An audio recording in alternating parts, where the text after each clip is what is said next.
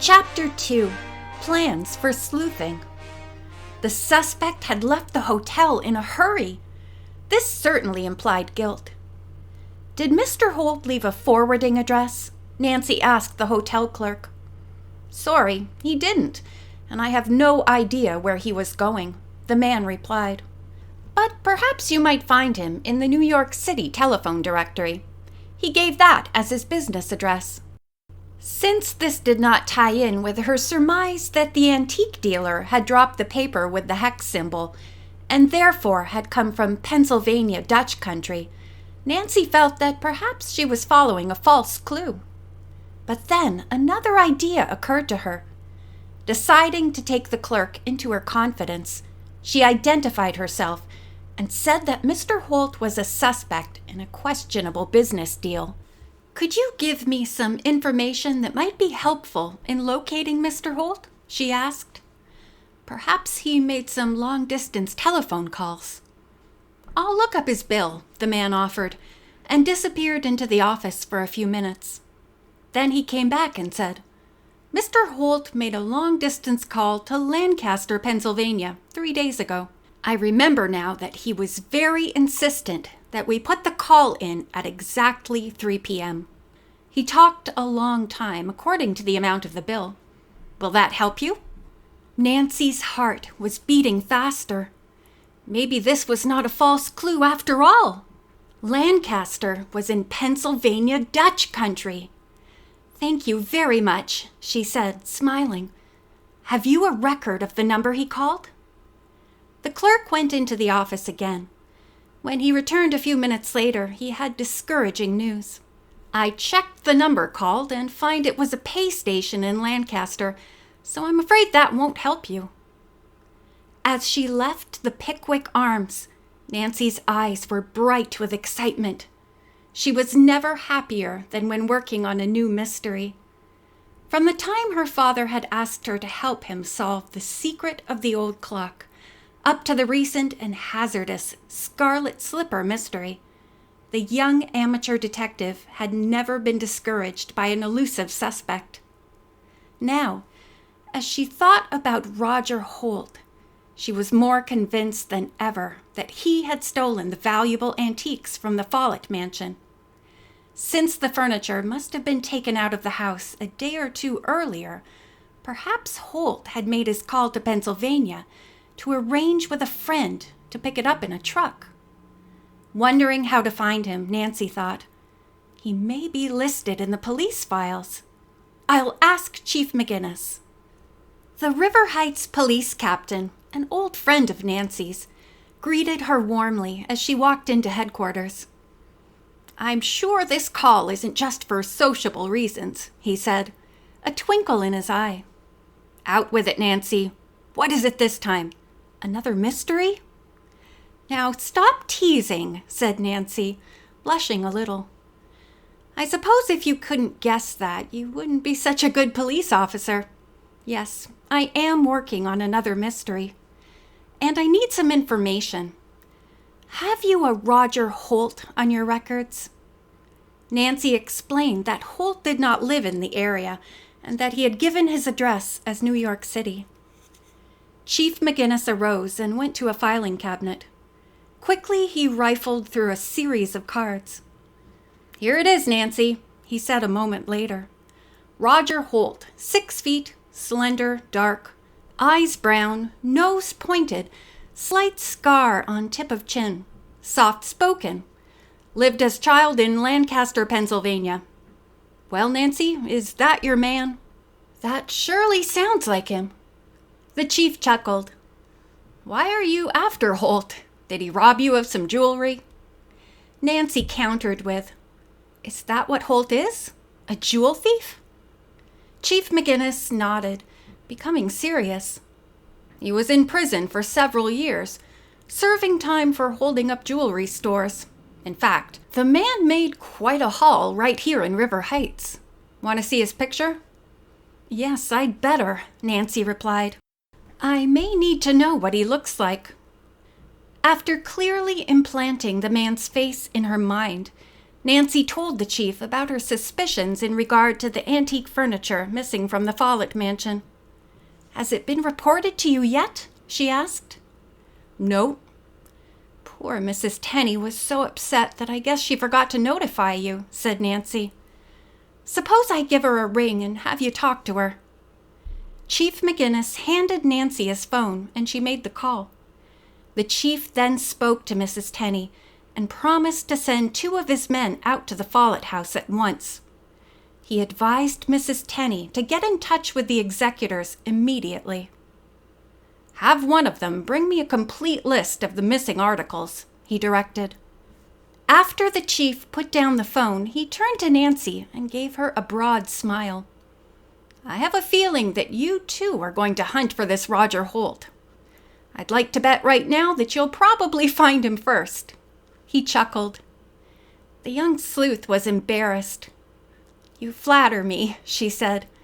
"The only reason I might find him before you do is because he's no longer in the River Heights vicinity. If I can arrange a trip, I'm going up to the Lancaster section of Pennsylvania and see if I can't locate the missing furniture and the person who took it." "Great idea," said Chief McGinnis. Then, as his phone rang, he waved goodbye, saying, "Best of luck to you, Nancy." At home, Nancy was affectionately greeted by Hannah Gruen, the Drews' housekeeper. Plump and motherly, Hannah had lived with the family since Mrs. Drew's death when Nancy was 3. "Nancy," the housekeeper said, "don't you ever get hungry. You were supposed to be here for a 6 o'clock dinner, and now it's 7:30. Nancy gave Hannah a hug and apologized. "Now that you mention food, I'm starved." She grinned. "Let's eat." As they sat down to the dining room table, Mrs. Gruen complained good-naturedly that she never knew when the young detective and her lawyer father were going to show up for meals. Just then, a car pulled into the driveway. "It's Dad!" Nancy's face glowed as Mr. Drew, a tall, handsome man, hurried into the house. A few moments later, he joined them at the table. He said. "Old-fashioned homemade chicken soup." He winked at Nancy. "Hannah must have known I'd be here in time for one of my favorite dishes." Nancy laughed.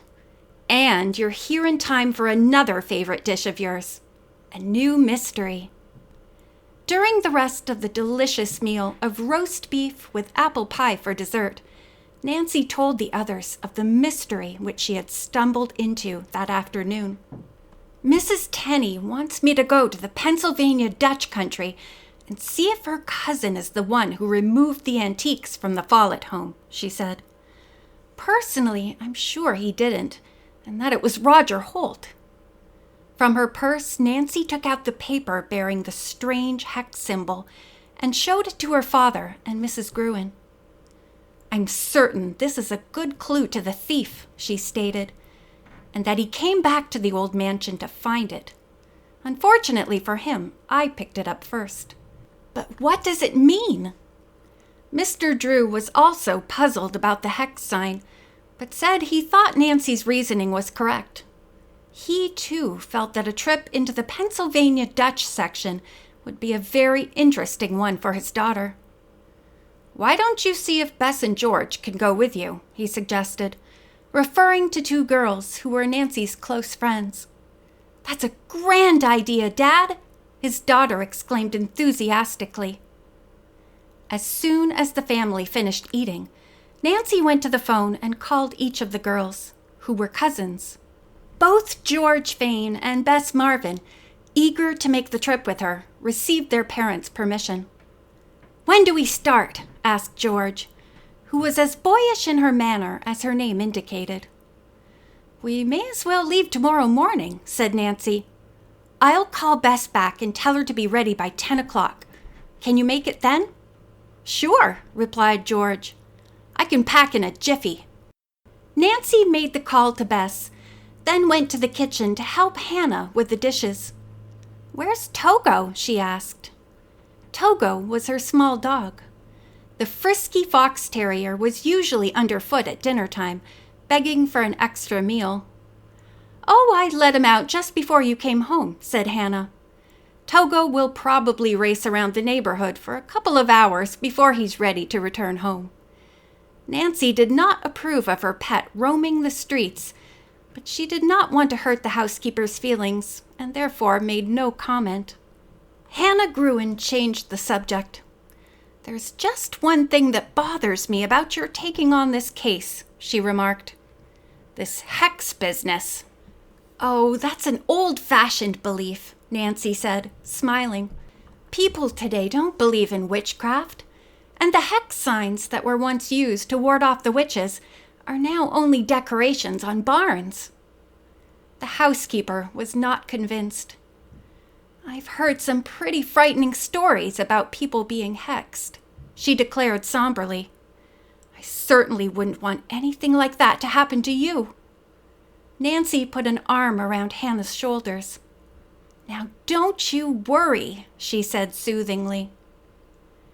After the dishes were washed, Nancy decided to go outside and look for Togo. As she stood on the sidewalk whistling to her pet and calling his name, she noticed a car driving slowly by.